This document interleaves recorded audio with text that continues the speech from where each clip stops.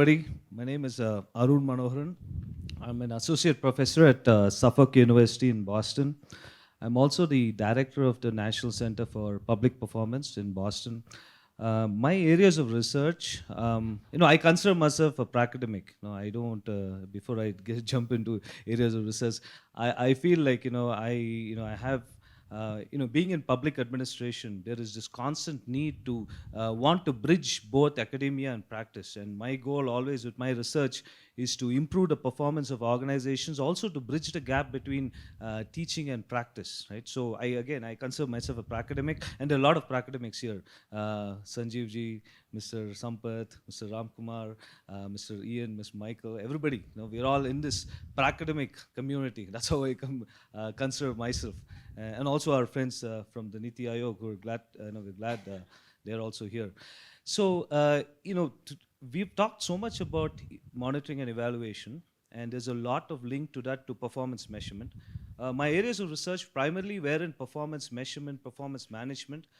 But of late, I've also been thinking about how do we sustain this? There's so much that we can, actually my talk has actually been enriched by a lot of what has been said from yesterday, right? How do we sustain the performance measurement?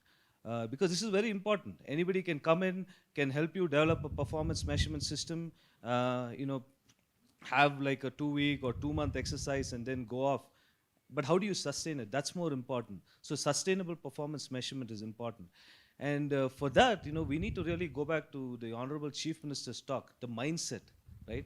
How do you change the mindset? You can have all this, but once you go back, how do you, one takeaway from this is an improved mindset. And that connects to culture, because when I teach like strategic planning, for example, I end with this caution that, there's a statement by Peter Drucker, who's a management consultant. He says that culture eats strategy for breakfast and innovation for lunch, right? So if you cannot change the culture, or if you don't even consider culture needs to be considered, then I think all these exercises can become pointless. So in fact, in the public administration community, if there's one question that can just mute all the scholars is, how do you work on organization culture? How do you improve organization culture? So that's, I think, very important. That is something that connects to what the Chief Minister said, the mindset, right? And that's why, I thought maybe I should start talking about strategic planning, because till about 2-3 years back, I was fully focused on performance management systems. There is this Government Performance Results Act, and it was passed in the year 1992 in the United States. And this was a legislation that mandated that performance measurement should be integrated, should be started at every department at the federal level. This involved also developing strategic plans and having CIOs. So I always thought that there were two important factors for performance measurement systems, 2 L's actually. One is legislation, then leadership. Legislation to bring about, you need a legislation from the top for performance measurement. You need that mandate. You also need leadership to sustain that. But then of late, I've also been thinking that there is pre-performance measurement, there is a strategic planning, and post-performance measurement, there's communication. So in fact, the model I would say is performance management is like this bench that has 2 stands. One is strategic plan, one is communication, and inside that is culture, right? So this is really the framework that I am kind of gravitating towards, with my research. So that's why I want to first start off with strategic planning, and then we'll see, based on how much time we have, we can explore in detail. I do have some case exercises too, where we'll do some exercises based on strategic planning. So first thing is you need to really, for that mindset, how do you influence the mindset? I want this to be a bit interactive. Quickly, anybody, how do you influence the mindset? No, that's a major issue right now, because the recruitment, there's, especially with in a country like India, where we did not have much of administrative reform since independence, right? The process of recruitment really has not changed. I did a co-authored chapter on the UPSC examination papers, and we found that the examination content the question papers have not changed since like the 50s and 60s.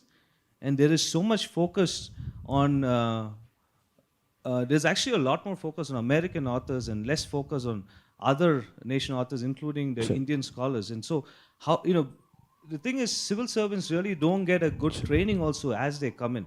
So we need that capacity building at every level, right? The one, when I was asked by Mr. Sanjeev and Mr. Sampath about this workshop, I said, yes, absolutely, I'll do it. Why? Because being an academic, it is important that we have these different avenues where administrators can come and get the knowledge and expertise apart from these programs. Too much. Okay.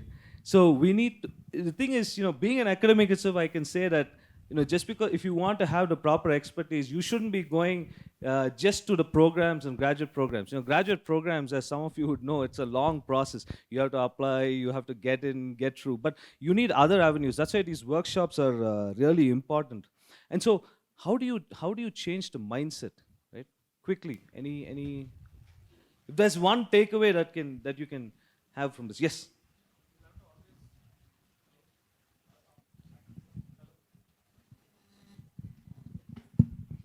Yeah, you'll always have to explain the purpose.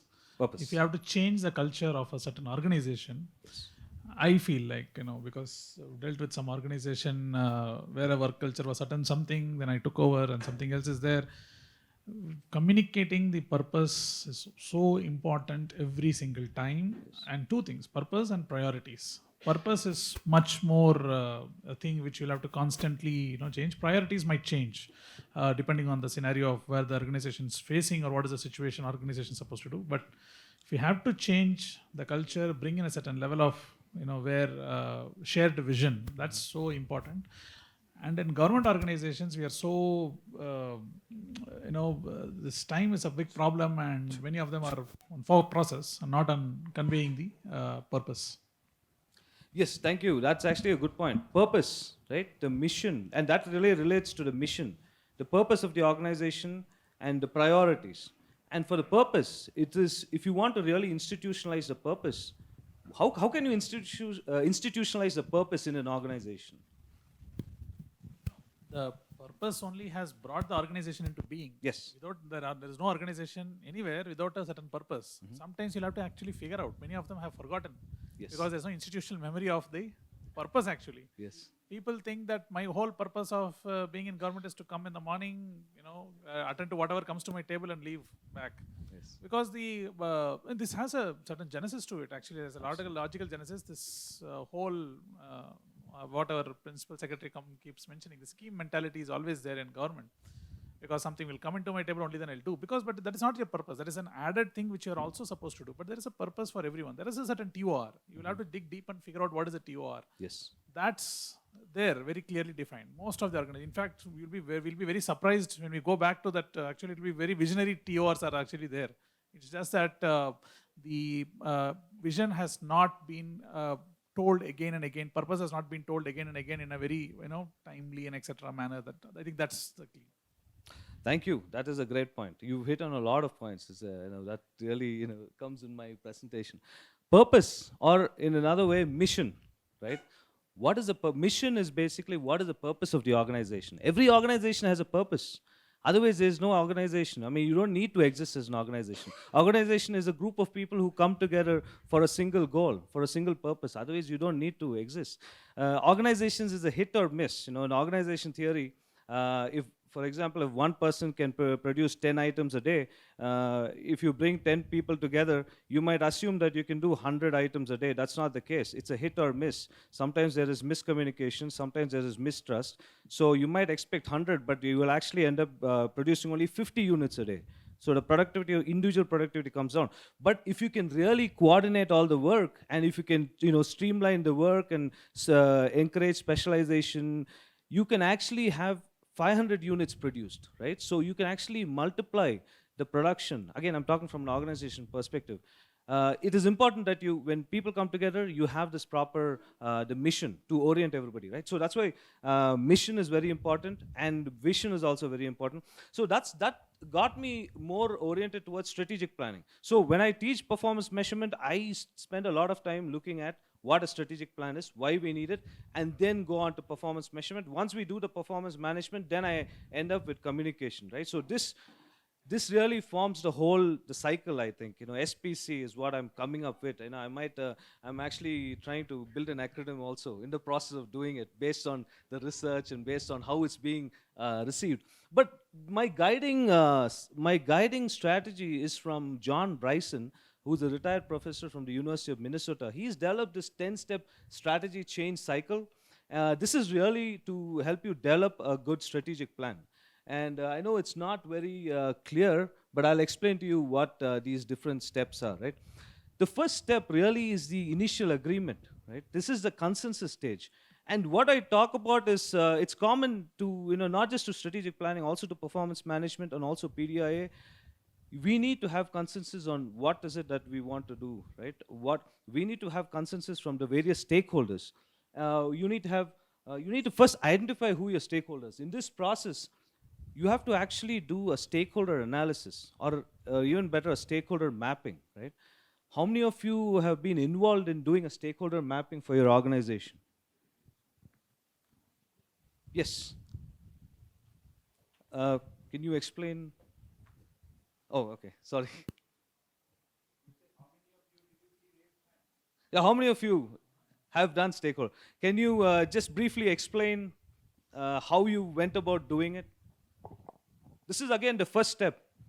Stakeholders they form the crux of everything, right? All the processes. Yes. Actually, I've not done for the entire organization. For one of the project, like when I took the project, like earlier what you were discussing, like how to imbibe the culture. Even in fact, I wanted to add one more point. One, the purpose, and the stakeholders, mainly the members or employees of the organization, they should know what their role is. I mean, that purpose will become more strong when their importance is felt to themselves, or else somehow knowing the purpose of the organization will not be sufficient, I feel. So during when I took the project, we tried to review. It was new for me also. So I made them to come up with their role, how they are contributing, if they are failing, how the system fails. So based on these reviews only, initially we did this. Oh, thank you. Just can you introduce yourself and also which organization? Yeah. Good afternoon, everyone. I'm Gunanka. I'm additional project director of 2 projects, CLAMP and Meghalaya. So okay. I was talking with reference to one of these projects. Thank you. And Dr. Sandra, yes.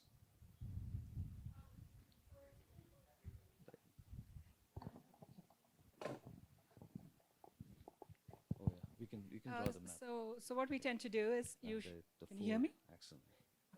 Okay. So what we tend to do is we usually map this people on 2 axes of their power or influence. Oh, power or influence. Okay. and their degree of support to the cause or whatever it may be. Yes. As in opposed, neutral, and very supportive. Yes. And then map people, whether it's organizations, people, government departments, whatever it may be. We list them out first, and then we place them accordingly in this grid. And the whole idea is, if they're opposed, if they're hugely opposed, we leave them alone. But if they are undecided in the neutral space, we try to then slowly think of ways which we can shift them towards a more supportive end of the spectrum.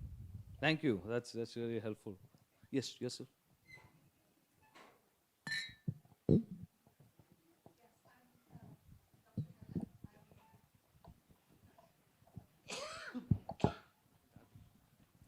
I'm Dr. Helen. I'm working as the District Maternal and Child Health Officer of West Jainti Hills District. I've had to do stakeholder mapping in several situations as part of my job in implementing programs in the public health system. It started out from the time I actually started my career in the government. That is when I was posted in a remote area where it took 5 3 hours to travel 38 kilometers in West Khasi Hills at that time. So, I mean, like, I was in a place where no one wanted me to be. You know, I mean, like, it's like, there's no one here. For 5 years, no medical officer has come to this place, right? So, we challenge you. You'll last here only 1 month. You know, that was what. So I had to do something, you know, in order to stay there and, you know, actually be able to do something in that community. So I found out one plus point was the whole village where the PHC was located belonged to one religion. So that was a big plus point, you know. So I went and met the leader of that religion. And then the whole village bought their medicines from one, I don't know what you'd call him, you can't call him a pharmacy, you can't call him, he's not even a practitioner, but he used to bring medicines from the town and come there. So I mean, like, that made things simpler, but there was the major stakeholders were my beneficiaries, right? The citizens who were going to come and get services from the primary health center. So yeah, that's how I did the stakeholder That's really mapping. interesting to know. Thank you. And you know, all the points shared are really interesting. It's like as if I've already sent my notes. You know, so, but this is the purpose of that. The purpose of stakeholder mapping. First is you want to find out who has the influence in the community.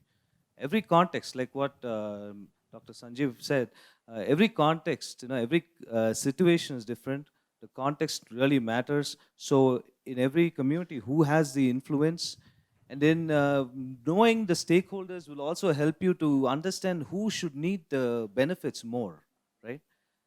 Who, you know, you want to categorize them and see, you know, who needs to be more prioritized in terms of getting the benefits.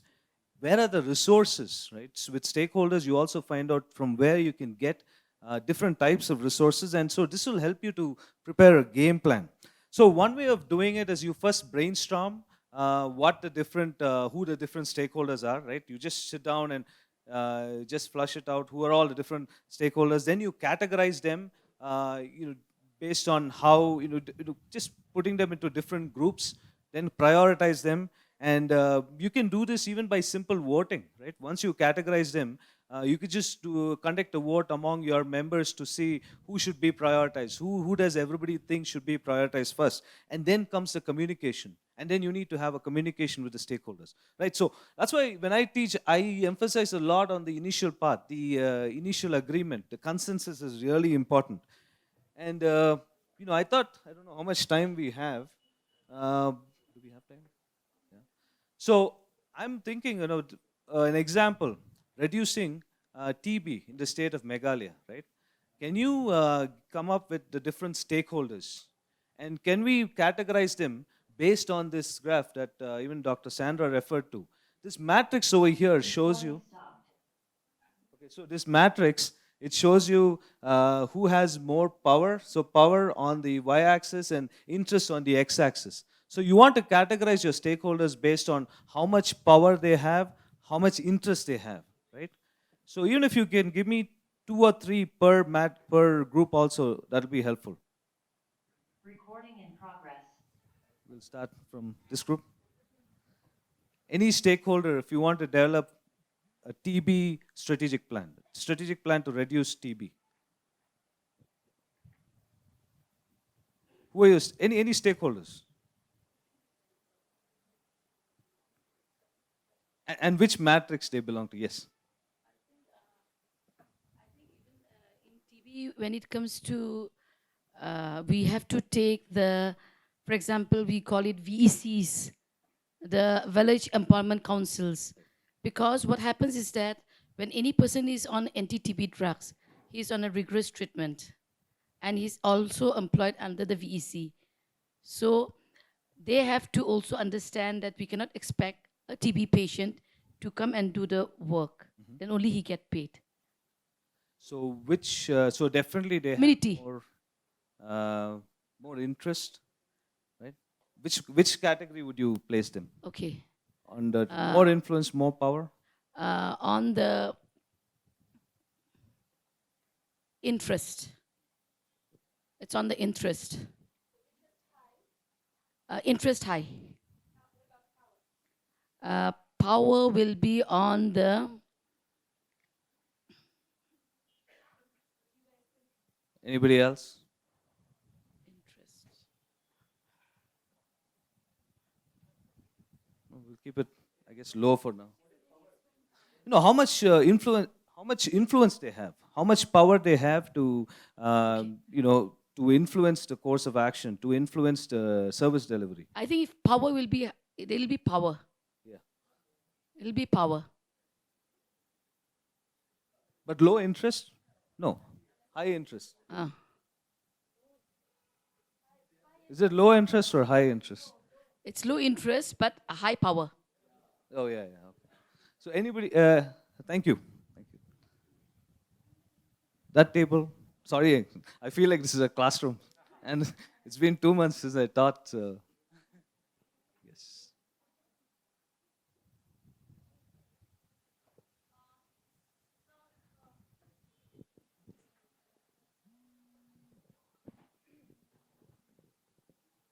Okay. My name is Memorial. I'm from Meghalaya State Rural Livelihood Society, implementing an RLM in the state of Meghalaya. So in fact, sir, for TB intervention, I think we have been partnering with health department through our ICT network. So in case of mapping, I think, in my opinion, even power-wise also, even RSCTs maybe, okay, it'd be in high level.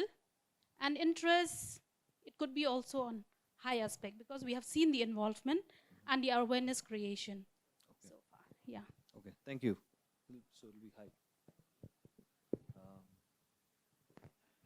Yes, anybody? Any other stakeholders? Government level stakeholders, NGOs? Private practitioners, yes. Private practitioners, which more influence, more. Low, I mean, like they wouldn't want you, I mean, like, Right. they would want people to come to them, right? And if you are going to be involved in this program, that would mean many reports. You would have Right, to right. record so many registers. So the interest is low. Interest is low. But they have very, I mean, like they are very powerful. Yes, so that will be, yes. Thanks. Well, ASHA workers, definitely an important aspect, right? So ASHA workers would be, in terms of power, would ASHA workers be, they definitely, the interest is high among ASHA workers. Power will be less, right? So ASHA workers, power less, interest high. In some community, the ashas are very, very powerful. In one area where I work, even the Rangbashnong, that means the village headman, they depends on the ashas yeah, for all that's a the good one. activities. Yes, thank you. That's actually very true. In many communities, it is. Especially with their work in the past 3 years, that is with the whole COVID.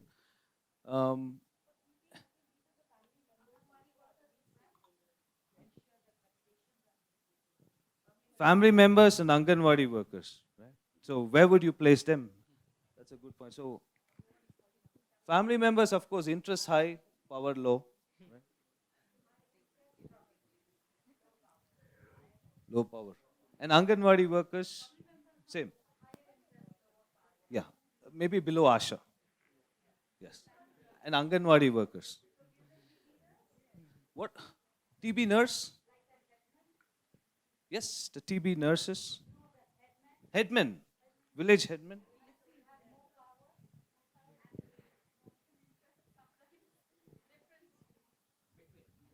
Maybe down here, right? So again, we're just doing an example of stakeholder mapping, right? This is very important for, in the past 2-3 years in my courses, I just try to implement that. It's good to know that there's nobody with low interest and low power. Religious leaders. So first time actually, religious leaders is very important. No religious leaders. Both low, yes. Politicians. Somebody, we've got politicians asked to be put low. Quacks, yes. Quacks. High power, low interest. Wow, this is very interesting. I'm sure this is not recorded. Political leaders, high power, low interest. So the goal here is to keep, to allow those in the high power and high interest category to manage the process, and to keep those in the low power to basically just to monitor them actually. You don't want them and then you want the others to be more involved or informed, right? So two M's and two I's. Dr. Sandra, if you also have any thoughts, please do share. The way I do it is two M's and two I's. The two M's is over here, it's manage. Here is monitor, because you monitor them so that they don't influence. And then over here is involve. No, monitor is here. Monitor is here, yeah. You're monitoring them. And then interest and involve. For the high power, low interest, you got to involve them.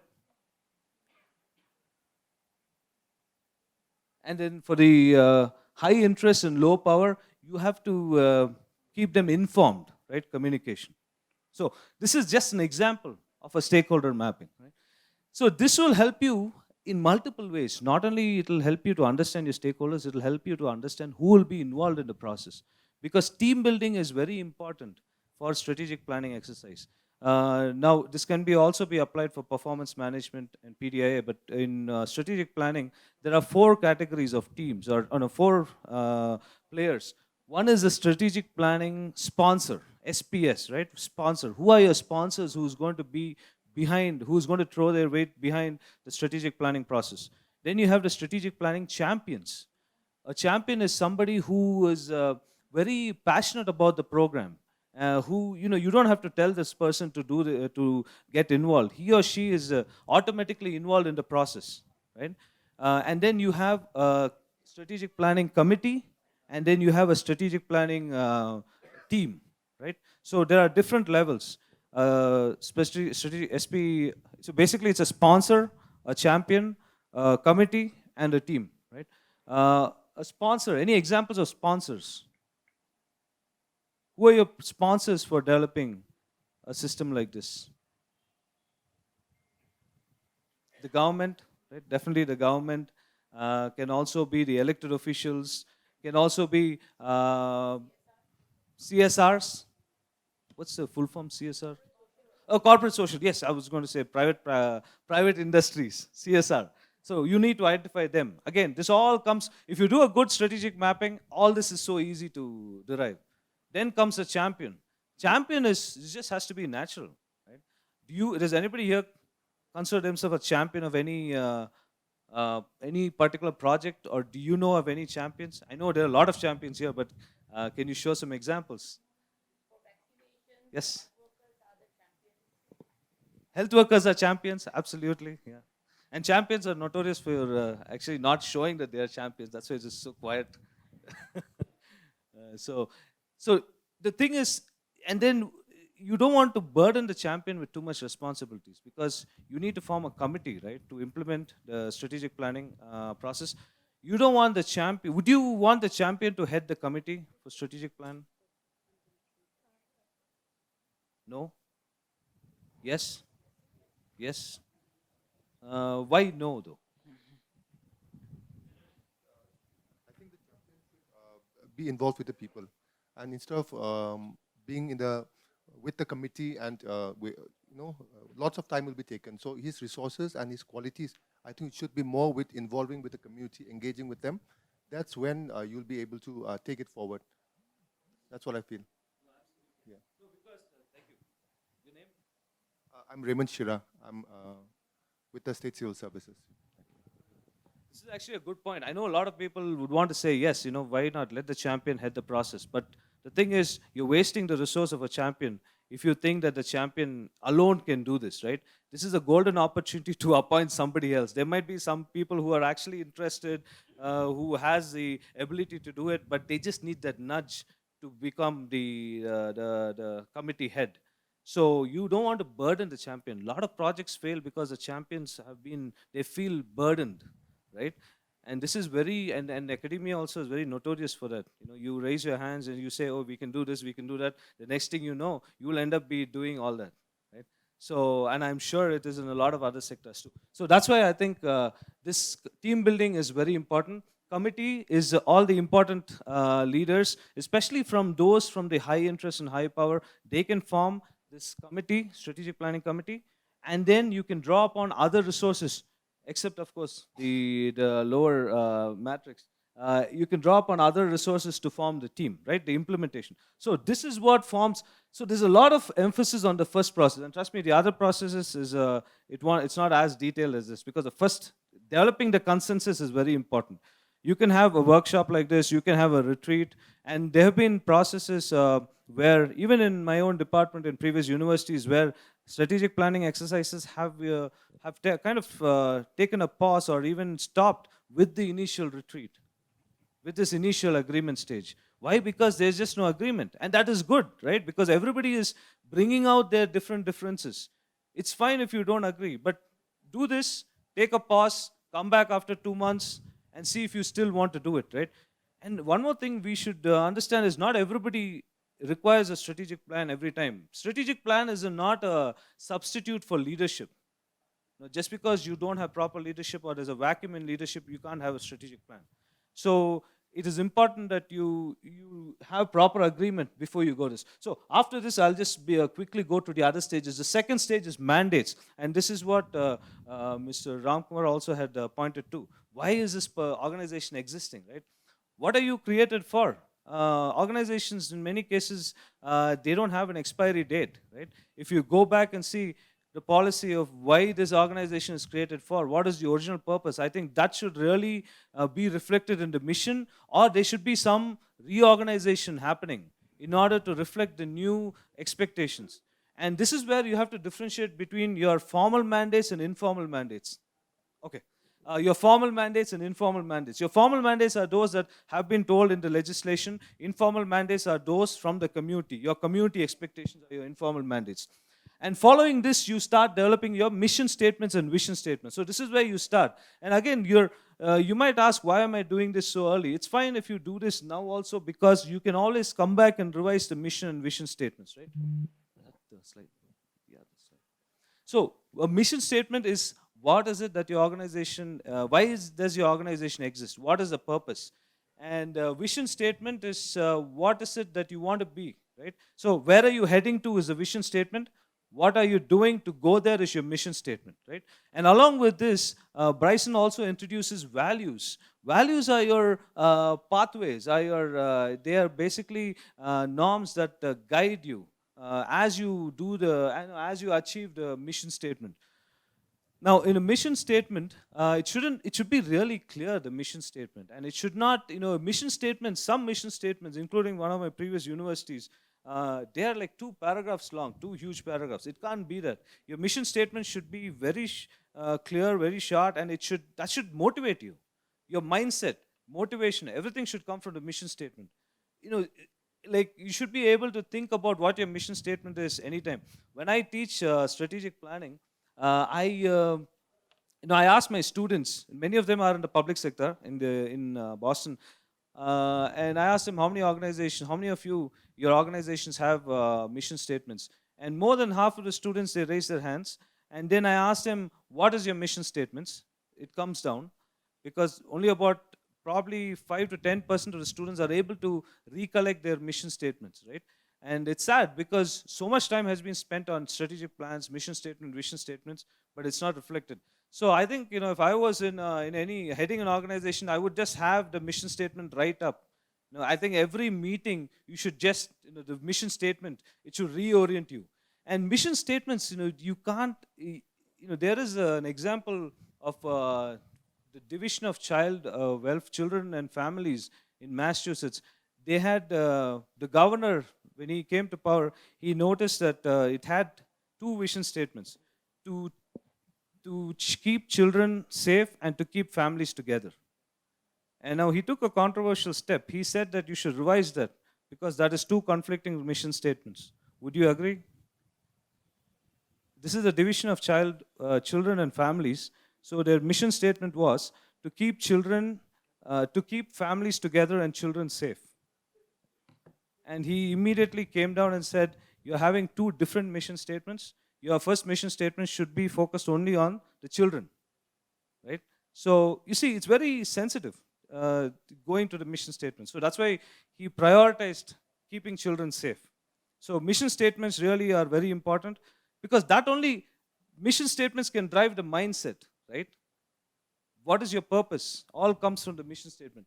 So what are we here to do? For whom? For why? How can we plan to accomplish this? It clarifies an organization's purpose. Why is it doing what it does? Yes, next slide. Mission statement should be concise, meaningful. Your mission statement should be able to show leadership. It should be able to point out towards resources. Using what, right? Using what resources are you going to achieve your mission? And also be able to reduce conflicts. Your mission statements really should help you align towards a common goal, and also be able to draw support and commitment. So this is just some guidelines for the mission statement. Sometimes you might not be able to address all this, but this is a very helpful guideline. I don't have enough time, otherwise I would love to have you do a vision statement. So who are we? What are your political, social needs? What do we do? Response to stakeholders, philosophy, values, culture, and what makes us unique. Your mission statement should tell what makes you unique, right? So there is so much here in the beginning stages: stakeholder analysis, mission statements, vision statements, because you're talking about programs that go on for years. And it can be revised. Mission statements, vision statements can be revised based on, that's why you need to revisit all these in 6 months. And I also tell students that when you do a strategic plan, you don't have to do the whole plan at one stretch. Do a mission statement, do the stakeholder analysis, take a break, see if they're comfortable, then do a mission vision statement. Let them be with that mission vision statement for about 5-6 months. If they're not comfortable, come back, see what the results are, try to revise it, and then go. It has to be a step-by-step process. The sad thing also is many organizations, they spend a lot of months doing mission vision statements, and then it's somewhere, in the cupboard, they don't even visit it. It's a sad thing, because better you don't do anything, right? So vision, what should the organization look like? And this actually should guide your strategy implementation. You can go back and revise the vision statement too, once you finish the whole process, right? Yes, values, next slide.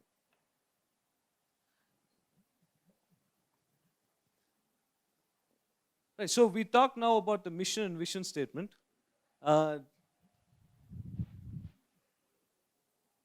Actually, we can go back to the strategy cycle. Yeah. So once you finish this, the next is your focus on your capacity, right? You need to have proper capacity to implement any project. Even a project to improve yourself, you need to have some kind of basic capacity. That's why I think it's important to look at, try to do a capacity study, like a SWOT analysis. How many of you have done a SWOT analysis for any of your organizations? Yes, sir. Yes. Yes. Yes, sir. Yes. And how long did it take to? Is everybody aware of what the SWOT analysis is?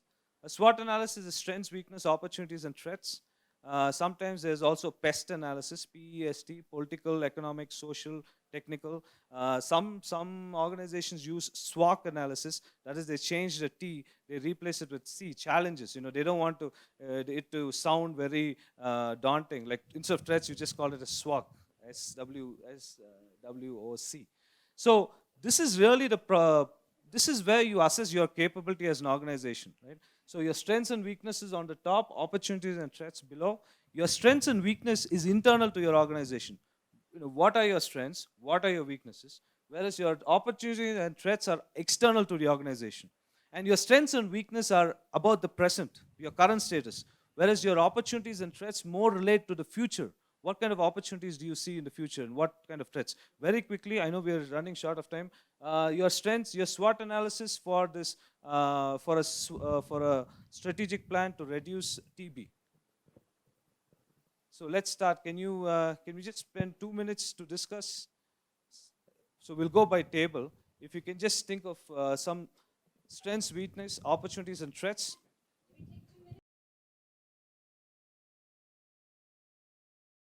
Yes. Dr. Kongla, yes.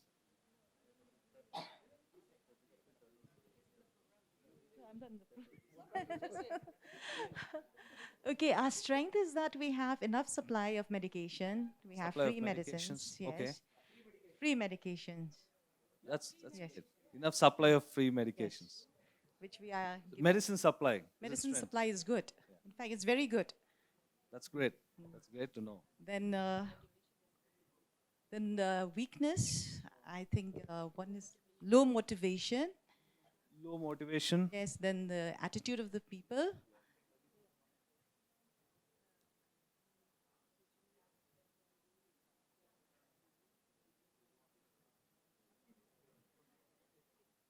Testing in every villages is not possible. Facility, it is available, but in sub-centers is not. Weakness. Testing in every village, is that a weakness or a Not threat? in the sub-centers. Testing in every Testing. village. Yeah. We don't have microscopic centers. Okay. In all Any opportunities? low testing we can. Low testing. Any opportunities? Opportunities, what OPD. Future opportunities that can be converted. So the goal here is to convert your strength into weaknesses and threats into opportunities, right? Any opportunity that exists.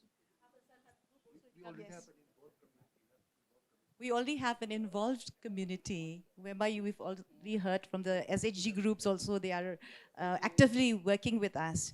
So Stakeholder support. yes, Stakeholder support. stakeholder support. Which has not been utilized yet, right?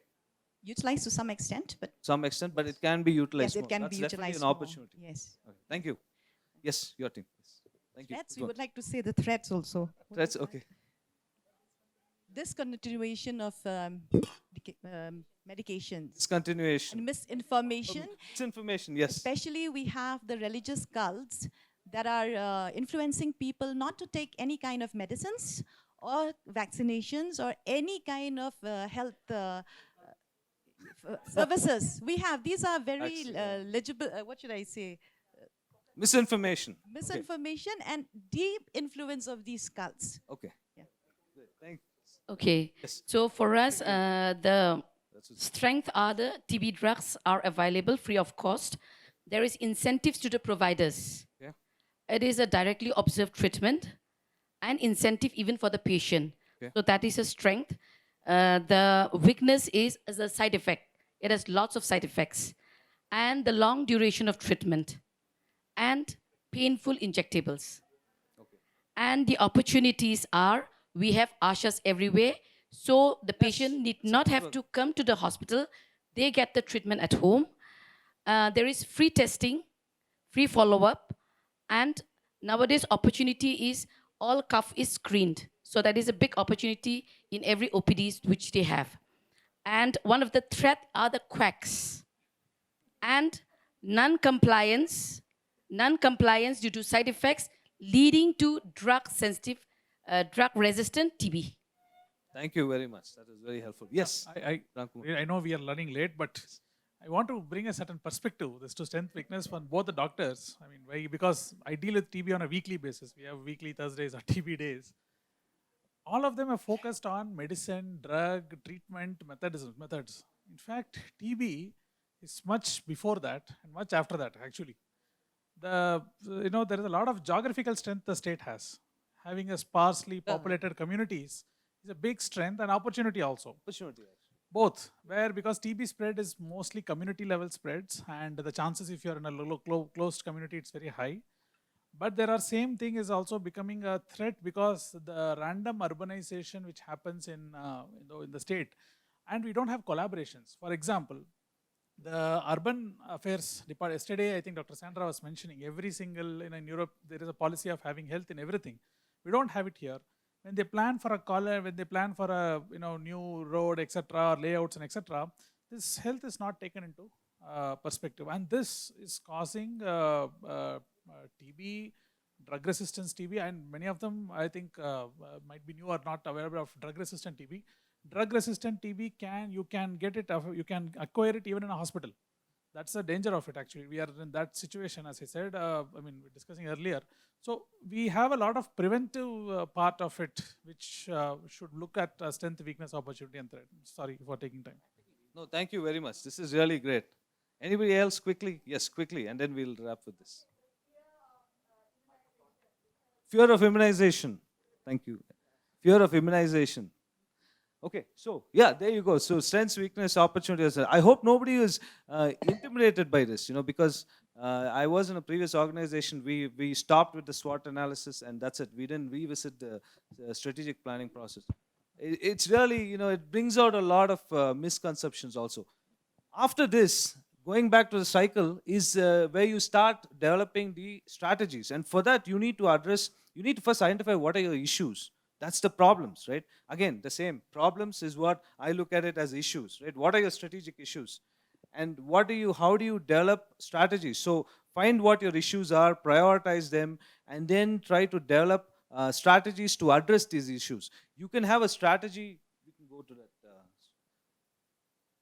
So I'm actually glad to say that there is already work being done towards a strategic plan in the state. And just want to show you an example, the strategies. Right? So there's a lot, of course we skipped it. There's a lot that happens from the SWOT analysis to formulating a strategy, which we can definitely do it on another time, maybe by Zoom. But I'm definitely going to take these examples, and this photo I'm going to take when I teach there as an example of strategic planning in the state of Meghalaya. So, but these are the strategies. You can have a grand strategy, and then you have sub-strategies for sub-units, right? So you can have a grand strategy for the organization, and then you have sub-strategies, also called as tactics, right? So the strategy is broken down into different tactics. And then once you have the strategy, you will have to find out which is your best, prioritize your strategy, and then try to develop measures. This is where performance measurement comes in. And here, so from here I start teaching performance measures. And your strategy can be also broken down into goals and objectives. Break down the strategy into goals, and then from goals, objectives, and then indicators. So your action items. So this is how we can go to the subsystem of how the strategic planning can be implemented. So any questions so far? Actually, we are coming to the close. But thank you again. I hope you enjoyed this exercise, and and any feedback, I'll be glad to share. I'll send you my email address. Thank you.